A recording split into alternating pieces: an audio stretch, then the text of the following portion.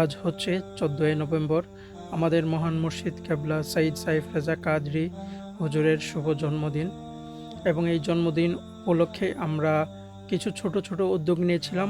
এরই ধারাবাহিকতায় আমরা আজকে আমাদের ভৈরব রেল স্টেশনে সুবিধাবঞ্চিত মানুষদের মাঝে খাবার বিতরণ করি।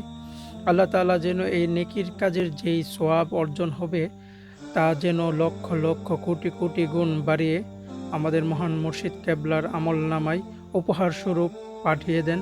সেটাই আমাদের আজকের প্রোগ্রামের মূল উদ্দেশ্য ছিল। এবং আপনাদের সবার কাছে দোয়া চাই ওনার জন্য, আমাদের সবার জন্য। আমরা সবাই যেন আল্লাহ পাক এবং রসুল করিম সাল্লাল্লাহু আলাইহি ওয়া আলিহি ওয়াসাল্লামের সন্তুষ্টি অর্জন করতে পারি এবং ইহকাল পরকাল উভয় জগতে আমরা যেন শান্তি পাই এবং আমরা যেন জান্নাতে যেতে পারি।